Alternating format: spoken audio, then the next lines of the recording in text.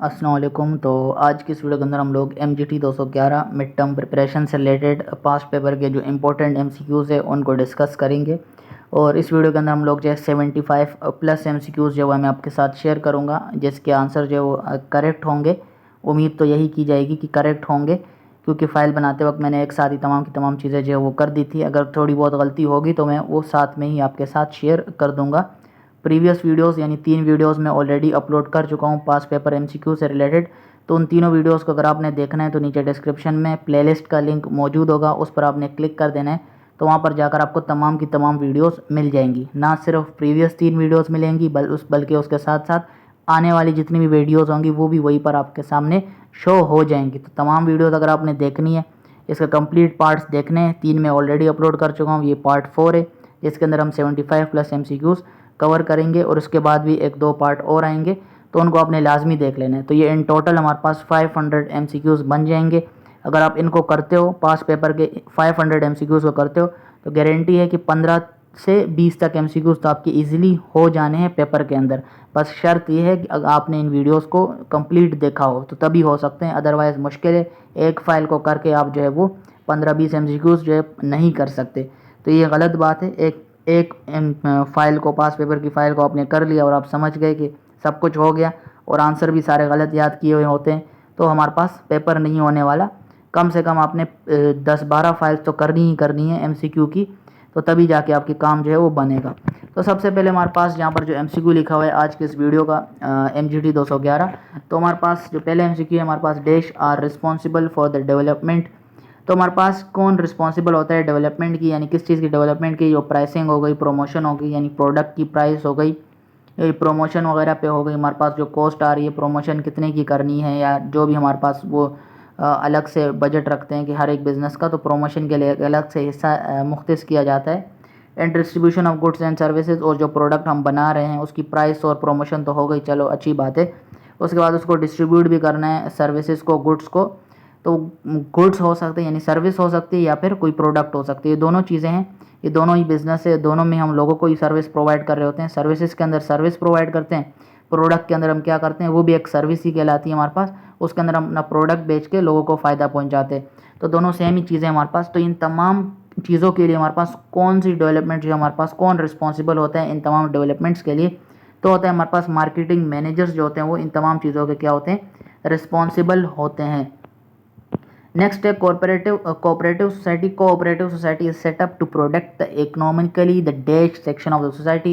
यानी cooperative society हम establish करते हैं किस चीज़ को प्रोटेक्ट करने के लिए, यानी कौन से सेक्शन को, कौन से तबके को? तो वो पुअर सेक्शन जो होता है, यानी गरीब आवाम जो होती है, उनको प्रोटेक्ट करने के लिए कोऑपरेटिव सोसाइटी जो है वो सेटअप की जाती है, ताकि हम जो है उनके हकूक़ की हिफाजत कर सकें या उनको प्रोटेक्ट कर सकें। नेक्स्ट है in sole proprietorship business entire finance is provided by. तो हमारे पास जो सोल प्रोप्रिएटरशिप वो बिजनेस होता है, उसके अंदर तमाम का तमाम जो है फाइनेंस जो है किसके थ्रू प्रोवाइड किया जाता है, यानी जो भी खर्चा वर्चा होता है या जो भी चीज़ें होती हैं वो कौन प्रोवाइड करता है? वो एंटरप्रेन्योर प्रोवाइड करता है। यानी वो एक अकेला ही बंदा होता है जो बिज़नेस के अंदर होता है, उसी को ही सब कुछ वही जो है अकेले ही कर रहा होता है। जैसे मैंने आपको फ्रीलांसिंग की जो है वो एग्जांपल दी थी पिछले वीडियो के अंदर, डिटेल में मैंने समझाया था। अब इसके डिटेल में हमने इस वीडियो के अंदर नहीं जाना। Next which of the following is not an example of non profit making organisation. तो नॉन प्रॉफिट मेकिंग ऑर्गेनाइजेशन इनमें से कौन सी है? तो हमारे पास है पार्टनरशिप, क्योंकि पार्टनरशिप के अंदर हमें प्रॉफिट होता है, तो ये नॉन प्रॉफिट के अंदर नहीं आ सकता। नॉन प्रॉफिट यानी ट्रस्ट, NGO वगैरह हो गया, इनका कोई प्रॉफिट से लेना देना नहीं होता, ये आवाम के लिए बनी होती है, आवाम की खिदमत के लिए, तो ये नॉन प्रॉफिट ऑर्गेनाइजेशन है। लेकिन इनमें से कौन सा नहीं है? तो वो पार्टनरशिप है। नेक्स्ट है formation of dash is very lengthy, यानी किस चीज़ की फॉर्मेशन जो है वो बहुत ही एक लंबा प्रोसेस है, कॉम्प्लिकेटेड है और एक टेक्निकल जॉब है। तो जॉइंट स्टॉक कंपनी जो है हमारे पास, ये इसकी फॉर्मेशन जो है एक लंबी कहानी है और बहुत ही कॉम्प्लिकेटेड है और टेक्निकल जॉब है ये। Next स्टेटरी meeting must be held with in dash of the commencement of the business. तो 3 to 6 मंथ के अंदर अंदर जो है वो हमारे पास स्टेटरी मीटिंग जो है उसको हेल्ड करवाना ज़रूरी है। Next establishment of financial institute such as commercial bank is important because. तो हमारे पास जो फाइनेंशियल इंस्टीट्यूट है जैसे कि कमर्शियल बैंक वगैरह हो गए, वो इंपॉर्टेंट क्यों है ये आपने बताना है। क्योंकि वो इंपॉर्टेंट क्यों है, इस वजह से इंपॉर्टेंट है क्योंकि they provide support for the business, क्योंकि वो बिजनेस को सपोर्ट प्रोवाइड करते हैं, इसी वजह से वो इंपॉर्टेंट है। नेक्स्ट है document that contains rules and regulation. Already ये बार बार रिपीट हो रहा है, तो इसको अपने माइंड के अंदर बिठा लेना है कि आर्टिकल ऑफ एसोसिएशन जो होता है उसके अंदर तमाम रूल्स एंड रेगुलेशन लिखे हुए होते हैं। नेक्स्ट है which of the following is required the certificate of commencement. तो सर्टिफिकेट ऑफ कमेंसमेंट किसको चाहिए होता है? पब्लिक लिमिटेड कंपनी को जो है वो सर्टिफिकेट ऑफ कमेंसमेंट जो है वो चाहिए होगा। Next which of the following document is not required for the private limited company. तो कौन सा डॉक्यूमेंट प्राइवेट लिमिटेड कंपनी को नहीं रिक्वायर्ड होगा? तो वो है प्रोस्पेक्टस ऑफ कंपनी, यानी ऑप्शन नंबर सी। नेक्स्ट है a cooperative society is formed by the people dash for self help through mutual help. तो हमारे पास जो कोऑपरेटिव सोसाइटी होती है वो फॉर्म होती है लोगों के थ्रू फॉर सेल्फ हेल्प, यानी अपनी मदद के लिए, थ्रू म्यूचुअल हेल्प, यानी आपस में जो है लोग पैसे जमा कर लिया या जो भी कर लिया आपस में एक दूसरे से जो है वो, जैसे हम बोलते हैं कि आपस में कोई चंदा ले लिया और फिर कोई काम कर लिया, रोड वगैरह खुद ही सही कर ली, तो आपस में लोग जो है वो पैसे वगैरह जमा किए और फिर अपने लिए ही कोई काम किया, तो हमारे पास वो क्या कहलाती है? Of limited means having extra resources. तो यहाँ पर बाकी तमाम के तमाम जो है हमारे पास फालतू के ऑप्शन लिखे हुए हैं और लिमिटेड मीन्स यहाँ पे लिखा हुआ है, और ये भी कुछ समझ में नहीं आ रहा है इन्होंने किस तरह से लिखा हुआ है, by the people of limited means for self help. हाँ, तो हमारे पास क्या है, ये एक बाकायदा हैंड आउट की लाइन उठा के दे देते हैं, व्यू वालों का यही मसला है। तो हमारे पास क्या है, a cooperative society is formed by the people of limited means. तो लिमिटेड मीन्स का मतलब आपने बताना है कि लिमिटेड मीन्स का मतलब क्या होगा कि सेल्फ हेल्प होगी थ्रू म्यूचुअल हेल्प, यानी आपस में चीज़ें जमा की, उसी के बाद अपनी मदद की, तो ये हमारे पास क्या कहलाएगी? लिमिटेड का मतलब ये होगा। Next which of the following is excluded from factors that can affect the business. तो हमारे पास इनमें से कौन सा जो फैक्टर है उसको अगर एक्सक्लूड कर लें वो बिज़नेस को यानी अफेक्ट करेगा, from the factor that can affect the business, यानी इनमें से कौन सा फैक्टर जो इसको हम एक्सक्लूड कर सकते हैं जो बिज़नेस को अफेक्ट कर सकता है। तो हमारे पास इनमें से कोई भी फैक्टर नहीं है, डेमोग्राफिक फैक्टर भी नहीं है, इकोनॉमिक और सोशल फैक्टर भी नहीं है, नेचुरल फैक्टर भी नहीं है जो बिज़नेस को अफेक्ट करेगा। तो हमारे पास none of the above option है, कोई और ऑप्शन है नहीं जिसको हम सिलेक्ट कर सके। इनमें से कोई भी हमारे पास बिजनेस को इफेक्ट नहीं करेगा, नन ऑफ द अबव हमारे पास आंसर आ जाएगा। Next the formation of dash does not required any legal formality. तो सोल प्रोप्रिएटरशिप होती है जिसके अंदर कोई भी लीगल फॉर्मेलिटी रिक्वायर्ड नहीं होती, रजिस्ट्रेशन वगैरह कुछ भी रिक्वायर्ड नहीं होगा। विच of the following is disadvantage of partnership. Partnership की जो मेन डिसएडवांटेज है वो क्या है हमारे पास?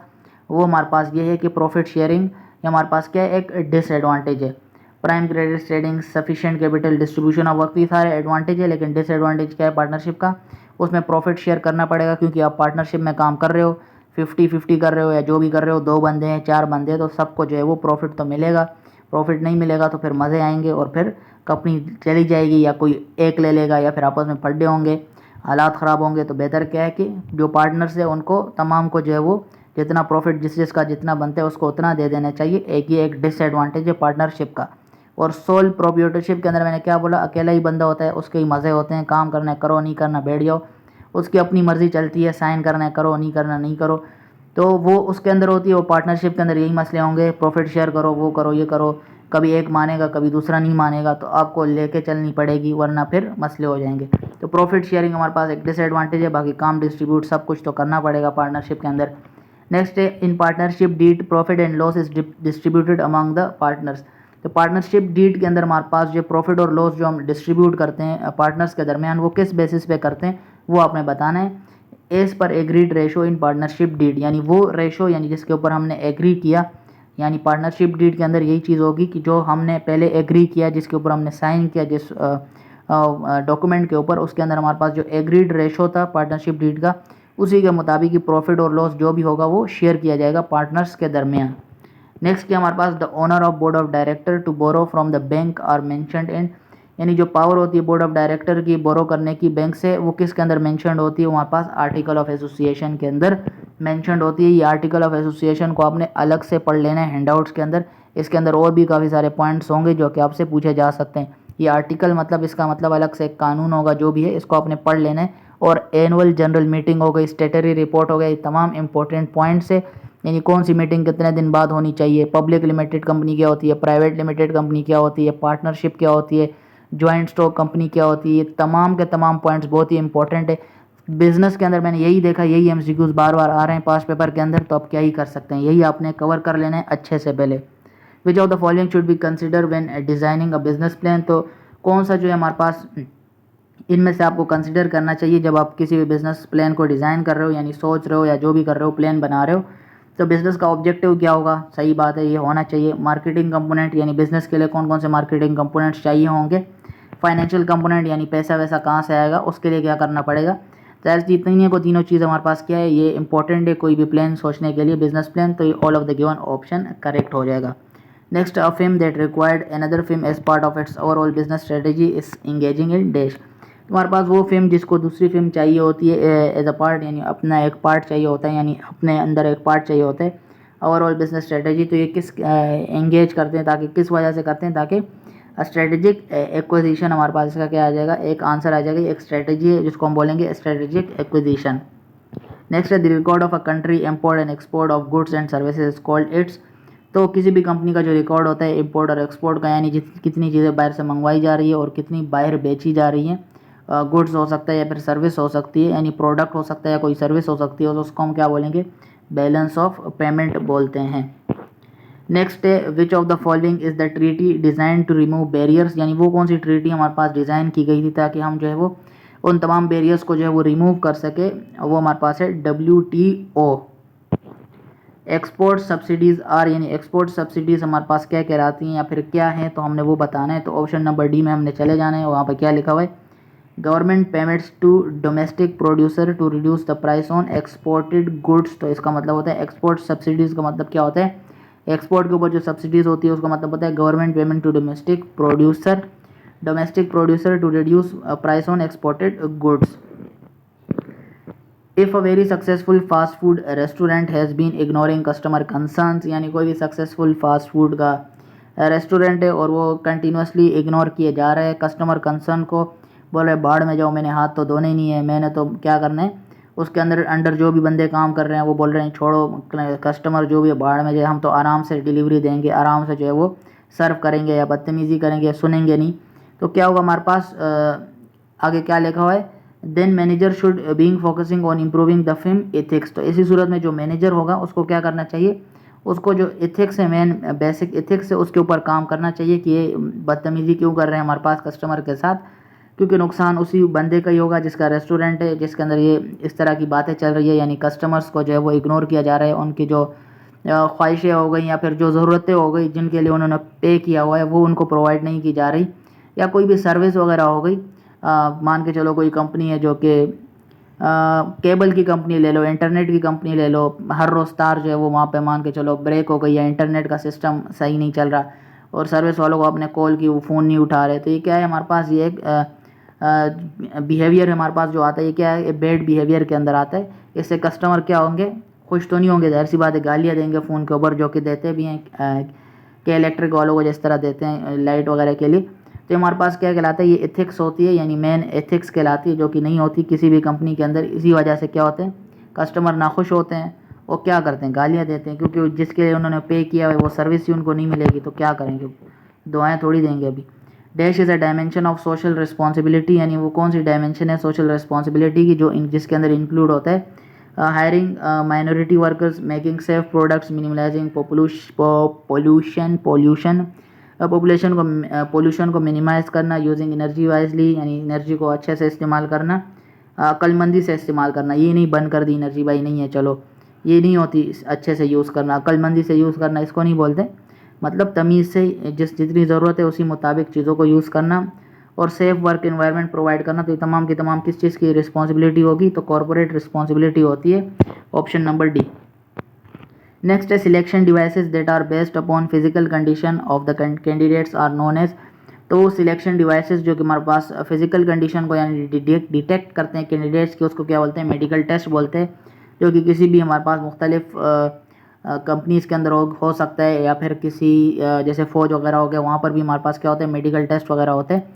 तो हर जगह पे अलग अलग हिसाब होता है, तो हमारे पास उसी के मुताबिक जो मेडिकल टेस्ट किया जाता है सिलेक्शन के लिए, सिलेक्शन डिवाइसेस जो होती हैं जो कि हमारे पास फिजिकल कंडीशन को डिटेक्ट करती हैं, तो हमारे पास मेडिकल टेस्ट की हमारे पास बात हो रही है। Which of the following chart shows turnover in an organisation.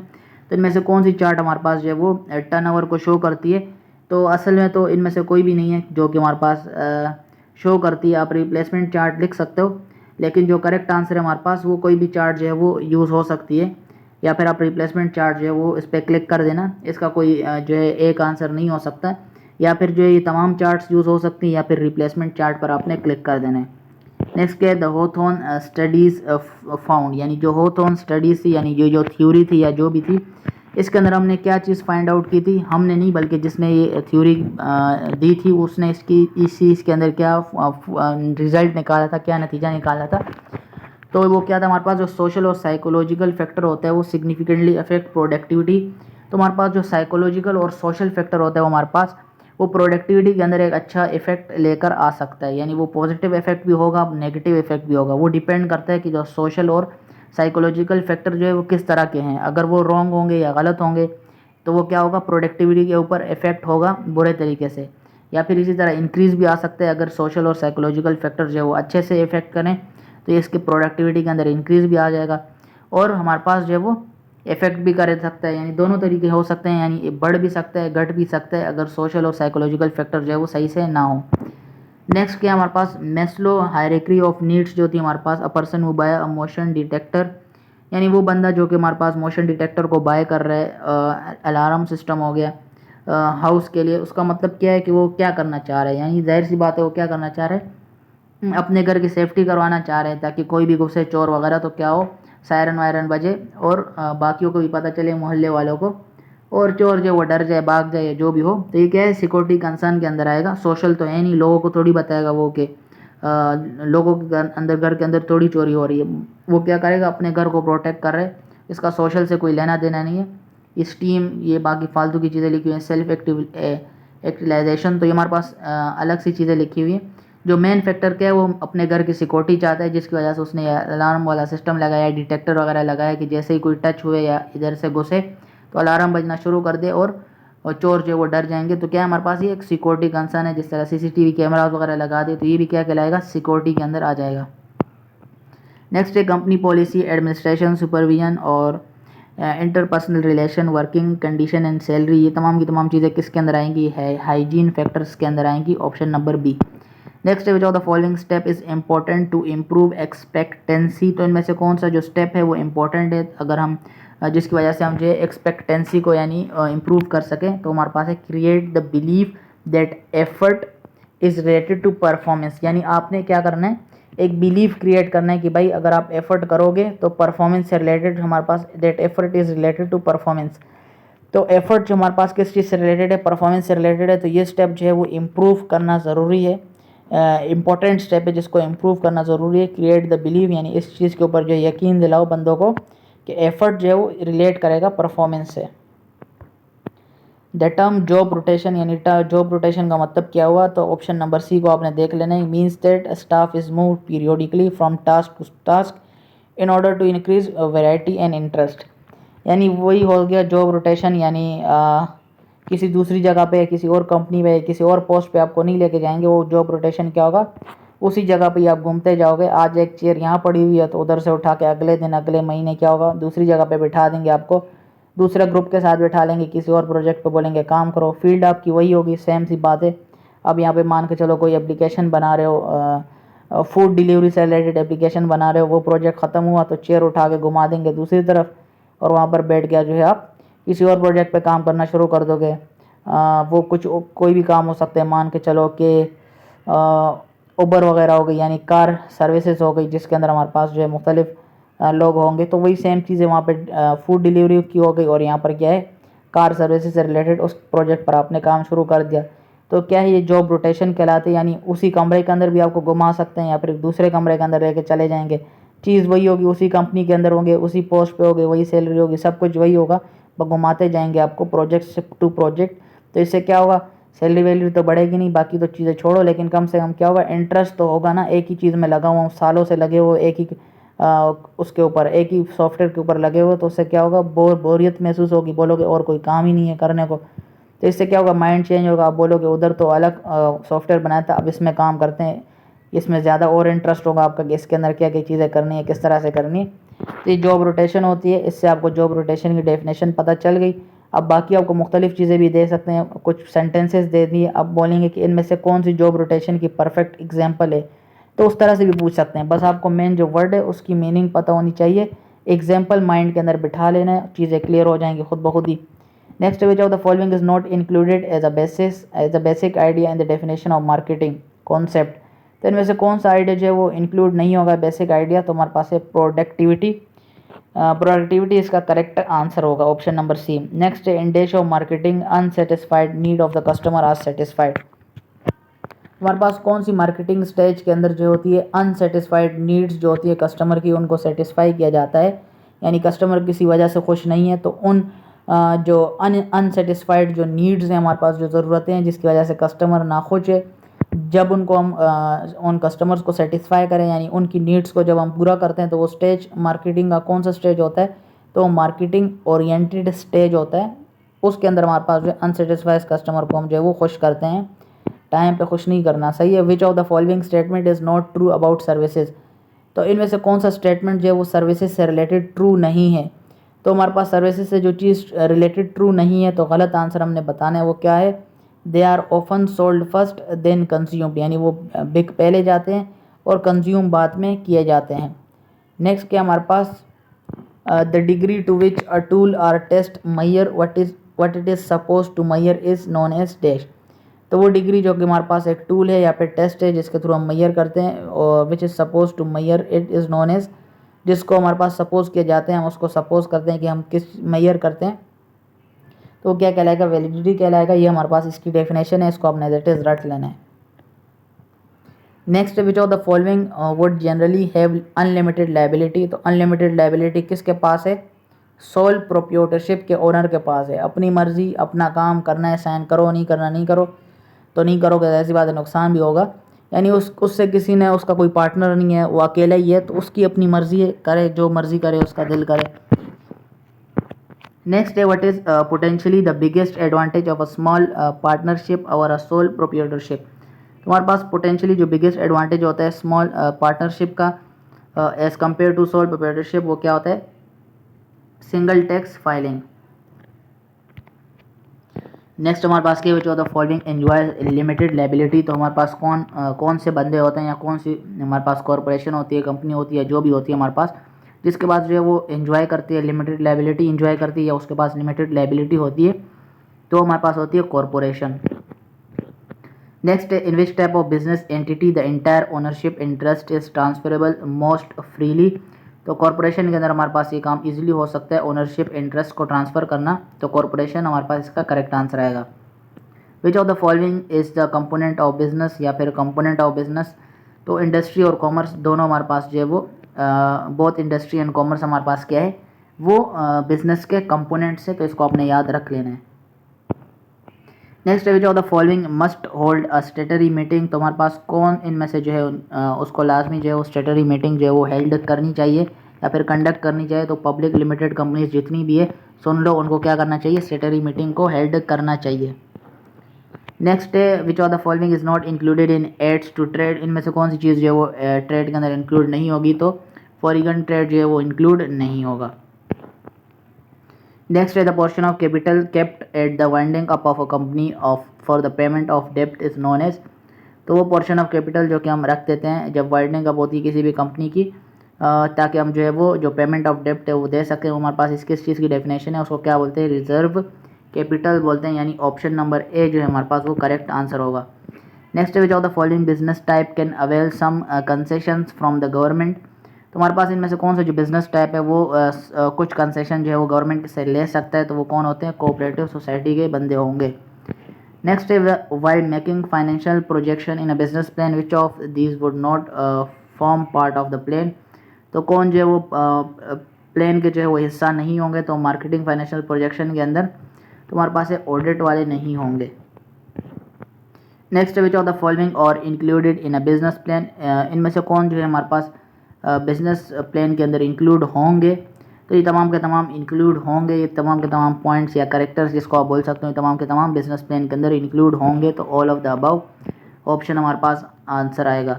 Next, which of the following is not a reason of a business failure. तो इनमें से कौन सा जो है हमारे पास बिजनेस फेलियर का रीज़न नहीं है? तो रीज़न कौन सा नहीं है? इफेक्टिव कंट्रोल सिस्टम एक रीज़न नहीं है, इनसफिशिएंट कंट्रोल सिस्टम या फिर मैनेजरल एक्सपीरियंस आर इनएक्सपीरियंस, ये तमाम के तमाम जो है वो रीज़न होंगे, लेकिन हमारे पास जो रीज़न नहीं है वो क्या है? इफेक्टिव कंट्रोल सिस्टम एक रीज़न नहीं होगा बिजनेस फेलियर का।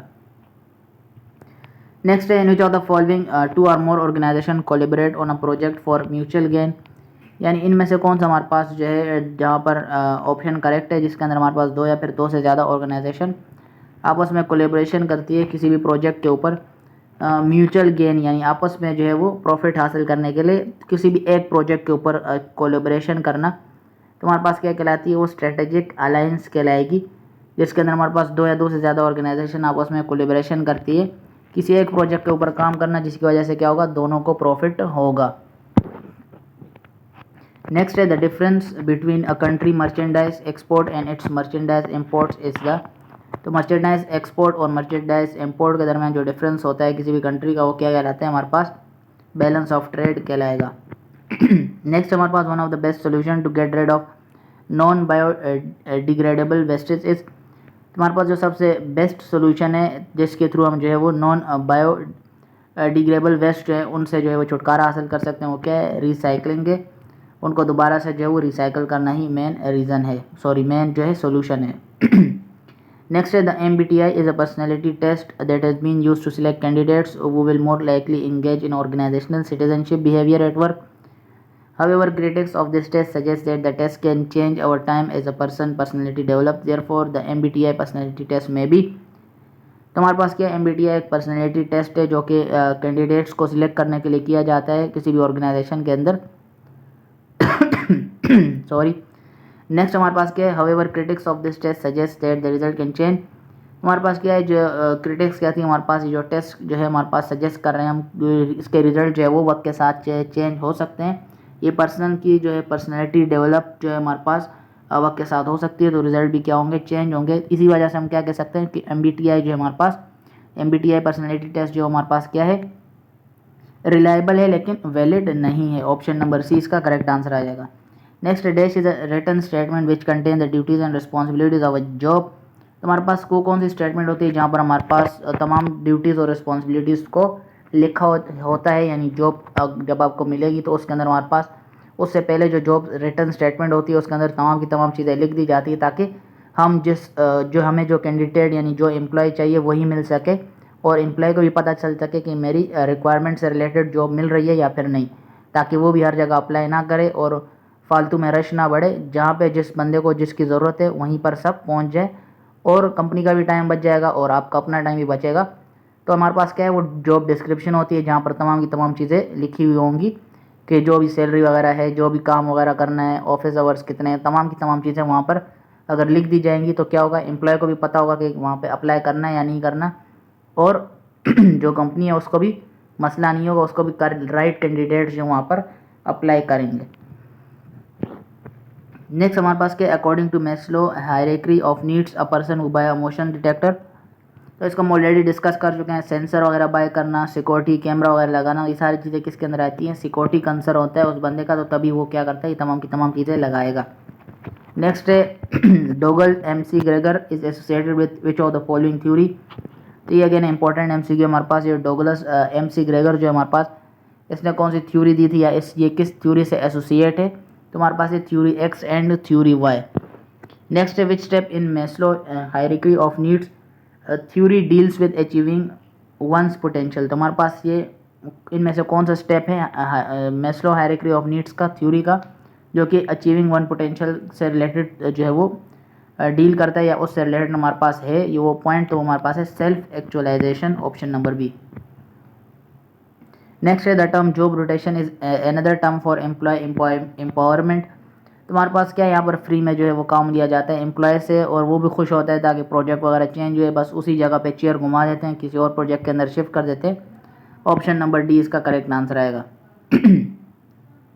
Next which of the following statement is not true about services, तो सर्विसेज से रिलेटेड इनमें से कौन सा स्टेटमेंट जो है वो ट्रू नहीं है, तो हमारे पास है they are tangible, option number D इसका करेक्ट आंसर होगा। नेक्स्ट हमारे पास क्या बचा the following generic term is not a management function, तो ऑप्शन नंबर बी यानी सिस्टमाइजिंग इसका करेक्ट आंसर होगा। नेक्स्ट की तरफ अगर बढ़े नेक्स्ट एमसीक्यू की तरफ हमारे पास क्या increases in the degree of responsibility a worker has over his or her job is referred to as job enrichment, तो इनरिचमेंट जॉब इनरिचमेंट की हमारे पास बाकायदा की लाइन हैंडआउट्स की, तो इसको आपने एज इट इज़ याद रख लेना है। यानी अगर डिग्री ऑफ रिस्पॉन्सिबिलिटी किसी भी वर्कर की जो है वो इंक्रीज़ हो जाती है हमारे पास, किसी भी वर्कर की उसके जॉब के हमारे पास रिलेटेड, तो उससे रिलेटेड हम उसको क्या रेफ़र करेंगे, उसकी जॉब के हमारे पास, इसको हम बोलेंगे जॉब इनरिचमेंट। ABC कोई भी कंपनी हो सकती है, वो करंटली बंदों को हायर कर रही है मुख्तलिफ़ कंट्रीज़ से, तो ABC कंपनी जो है हमारे पास, उसको हम क्या बोलेंगे, वो कौन सी स्ट्रेटजी इम्प्लीमेंट कर रही है। यानी कोई भी कंपनी हो सकती है, वो मुख्तलिफ़ कंट्रीज़ से बंदों को हायर कर रही है, तो ऐसी सूरत में वो कंपनी वो कौन सी स्ट्रेटजी यहाँ पर खेल रही है, तो उसका नाम आपने बताना है। वर्कफोर्स डाइवर्सिटी होगी हमारे पास उस स्ट्रेटजी का नाम। नेक्स्ट है, what is potentially the biggest advantage of a small partnership और अ सोल प्रोप्रिएटरशिप। हमारे पास जो बिगेस्ट एडवांटेज होता है स्मॉल पार्टनरशिप का, तो वो कौन सा होगा, सिंगल टैक्स फाइलिंग होगा, सिंगल टैक्स फाइलिंग होगा। Correct answer option number B. Which of the following is the oldest form of business organisation, यानी इनमें से कौन सा जो है वो ओल्डेस्ट फॉर्म है बिजनेस ऑर्गेनाइजेशन का, होगा सोल प्रोप्रिएटरशिप होगा हमारे पास। नेक्स्ट हमारे पास क्या है, which of the following is an advantage of corporation, which of the following is an advantage of corporation that is not an advantage of a limited partner in a partnership। तो असल में ये घुमा रहे हैं आपको, तो मेन चीज़ जो पूछी जा रही है वो आपसे क्या पूछी जा रही है कि आप एक जो नॉन एडवांटेज है हमारे पास, इनमें कौन सा एडवांटेज नहीं है लिमिटेड पार्टनर्स का पार्टनरशिप के अंदर, तो double taxation option number C correct answer होगा इसके अंदर। नेक्स्ट है import examples of constructive industries include, तो कंस्ट्रक्टिव इंडस्ट्रीज की एग्जांपल इनमें से कौन सी है, तो हमारे पास है plant nurseries option number D correct answer होगा। नेक्स्ट है जो the following statement shows the trade defect process, तो इनमें से कौन सा जो हमारे पास स्टेटमेंट जो है वो ट्रेड डिफेक्ट प्रोसेस को शो करेगा, तो ऑप्शन नंबर ए है, process in which country imports are higher than the export, यानी वो कंट्री जिसके अंदर हमारे पास उसके इंपोर्ट्स जो है वो हमारे पास क्या होंगे, हायर होंगे एक्सपोर्ट से, यानी जैसे पाकिस्तान हो गया जिसके इंपोर्ट जो हमारे पास क्या है वो ज़्यादा है एक्सपोर्ट से, बाहर कम चीज़ें बेच रहे हैं और मंगवा ज़्यादा रहे हैं बाहर से चीज़ें। नेक्स्ट है, Mister Salim has invested 20,000 in a business but did not take part in the management of the business, in which category of partner he falls. तो हमारे पास क्या है, मिस्टर सलीम जो है जिसने 20,000 रुपये इन्वेस्ट किया बिज़नेस के अंदर, और वो उसने पहले ही बोल दिया कि भाई मैंने कोई काम वगैरह के अंदर हिस्सा नहीं लेना। मान के चलो कोई 2 बंदे भी हो सकते हैं, कोई रेडी वगैरह लगवा दी किसी को और उसके अंदर उसने इन्वेस्ट किया और उसने काम नहीं करना, एक बंदा लगा दिया, उसी के अंदर ही जो भी प्रॉफिट होगा, उनकी जो भी बात हुई है, डिस्कशन हुई है, उसी के मुताबिक तमाम का तमाम सिस्टम चल रहा है, काम वो बंदा कर रहा है, उसको एक्सपीरियंस भी होगा, और वो दूसरा बंदा जो है जिसने इन्वेस्ट किया वो जॉब वगैरह कर रहा है, जो भी कर रहा है उसकी मर्ज़ी। तो ऐसी सूरत में वो कौन सी कैटेगरी के अंदर आएगा पार्टनर्स की, तो साइलेंट पार्टनर होगा। बज़ाहिर तो काम कौन कर रहा होगा, बज़ाहिर काम वो बंदा कर रहा होगा, और क्योंकि उसने इन्वेस्टमेंट किया तो उसको भी एक प्रॉफिट का हिस्सा जा रहा होगा जिसके ऊपर उन्होंने आपस में एग्रीमेंट किया हुआ है। नेक्स्ट है, name of the business should, तो बिज़नेस का नेम क्या होना चाहिए, यानी सिंपल होना चाहिए और बिज़नेस से रिलेटेड होना चाहिए, यानी बिज़नेस को इंडिकेट करना चाहिए, उसके अंदर कोई ना कोई ऐसे सिंबल होने चाहिए या फिर वर्ड वो ऐसा होना चाहिए, फेमिलियर भी होना चाहिए। तमाम के तमाम चीज़ें क्या हैं हमारे पास सेम ही हैं, बस थोड़ी बहुत चीज़ें हैं कि सिंपल हो, फेमिलियर हो, यानी बिज़नेस से रिलेटेड नाम होना चाहिए, और आपके बिज़नेस को भी इंडिकेट होना चाहिए उसके अंदर। तो ये तमाम के तमाम ऑप्शन हमारे पास क्या है, बिज़नेस का नाम इस पर होना चाहिए, ज़रूरी है, all of the given option. Next है, Hormel foods corporation in the USA allow the Danish company Tulip International to produce and market spam for the UK market under its own name. तो what kind of market entry strategy is Hormel using? तो ये क्या है, licensing है, licence दिया हुआ है कि वो यूज़ कर सकते हैं अपनी कंट्री के अंदर, ये लाइसेंस के अंदर आएगा, यानी उन्होंने उसको क्या दे दिया, लाइसेंस दे दिया। विच of the following is excluded from factor that can affect the business, तो इनमें से कौन सा फैक्टर है जिसको हम एक्सक्लूड कर सकते हैं जो कि हमारे बिजनेस को अफेक्ट करता है, तो इनमें से कोई भी फैक्टर जो है वो इफेक्ट नहीं करता, none of the above. Next है, the formation of dash does not required any legal formality, जैसे रजिस्ट्रेशन वगैरह होगी तो हमारे पास क्या है, सोल प्रोप्रिएटरशिप के अंदर ये चीज़ नहीं होती, रिक्वायर्ड नहीं होती। नेक्स्ट है, which of the following is a disadvantage of a partnership, तो इनमें से पार्टनरशिप की कौन सी डिसएडवांटेज है, तो प्रॉफिट शेयरिंग हमारे पास क्या है, पार्टनरशिप की एक डिसएडवांटेज है, और इसी तरह जो हमारे पास लॉस शेयरिंग है वो भी एक डिसएडवांटेज है। दोनों चीज़ें वैसे ही शेयर होंगी पार्टनरशिप की, जिस तरह प्रॉफिट शेयर हो रहा है तो इसी तरह लॉस भी शेयर होगा, ये दोनों हमारे पास क्या है, डिसएडवांटेज है पार्टनरशिप की। नेक्स्ट हमारे पास जो एमसीक्यू हमारे पास वो है, in partnership deed profit and loss is distributed among the partners, तो पार्टनरशिप डीड के अंदर हमारे पास जो प्रॉफिट और लॉस होता है हमारे पास वो पार्टनर्स के दरमियान तो डिस्ट्रीब्यूट कर दिया जाता है, लेकिन वो किस बेसिस पे किया जाता है, तो वो उस बेसिस पे किया जाता है जिसके ऊपर उन्होंने साइन किया। तो हमारे पास क्या, एज पर एग्रीड रेशो, यानी जितना रेशो के ऊपर एग्री किया गया है उतने रेशो के मुताबिक ही जो हमारे पास जो है वो शेयर किया जाएगा। The power of board of director to borrow from the bank, वो कहाँ पे मेंशन होगा, ये power of board of director, ताकि वो बैंक से बोरो कर सके, वो आर्टिकल ऑफ एसोसिएशन के अंदर मेंशन है। और आर्टिकल ऑफ एसोसिएशन को आपने डिटेल में पढ़ लेना है, इससे बर बर के एमसीक्यूज आएंगे। विच of the following should be considered when designing a business plan, तो तीनों चीज़ों को आपने कंसिडर करना होगा, यानी फाइनेंशियल पैसा कहाँ से आएगा, कितना चाहिए होगा, मार्केटिंग कंपोनेंट यानी मार्केटिंग के लिए क्या क्या कितना बजट रखना है, या क्या क्या चीज़ें रिक्वायर्ड होंगी, किसको हायर करना है, जो भी होगा प्रोडक्ट से रिलेटेड ही देखा जाएगा। ऑब्जेक्टिव, बिजनेस का ऑब्जेक्टिव क्या है आगे, मतलब ये नहीं सोच लिया सुबह स्टार्ट हो गई, भाई पैसा है तो चलो लगाओ स्टार्ट हो गए, पहले प्रॉपर रिसर्च होगी बिजनेस का ऑब्जेक्टिव क्या है, कब क्या करने हैं, कितना टाइम लगेगा, कितने बंदे चाहिए, अकेले ही करने हैं, क्या करना है, तो तमाम की तमाम चीज़ें सोचनी पड़ेगी। तो all of the given answer होगा। नेक्स्ट हमारे पास a business that acquires another firm as a part of its overall business strategy is engaging its, तो हमारे पास ये स्ट्रेटेजिक एक्विजिशन की हमारे पास डेफिनेशन है, इसको अपने जेट याद रख लेना है। नेक्स्ट है the record of a company, import and export की जो हमारे पास रिकॉर्ड होता है किसी भी कंपनी का, तो वो क्या कहलाता है, बैलेंस ऑफ पेमेंट कहलाता है। और यहाँ पर हमारे पास 75 MCQs जो है वो कवर हो चुके हैं, तो उम्मीद करता हूँ ये पार्ट भी आपको पसंद आया होगा। ये था हमारे पास पार्ट 4, इससे पहले भी 3 पार्ट्स अपलोड हो चुके हैं, अगर आपने वो देखना है नीचे डिस्क्रिप्शन के अंदर प्लेलिस्ट का लिंक मौजूद होगा, वहाँ से जाकर आप पिछले प्रीवियस 3 पार्ट्स देख सकते हो। ये था पार्ट 4, और इसके बाद भी 2 और पार्ट्स अपलोड किए जाएंगे, तो वो भी आप देख सकते हो। नीचे डिस्क्रिप्शन में प्लेलिस्ट का लिंक मौजूद है, उस पर आपने क्लिक कर देना है, वहाँ पर तमाम की तमाम वीडियोस शो हो जाएंगी।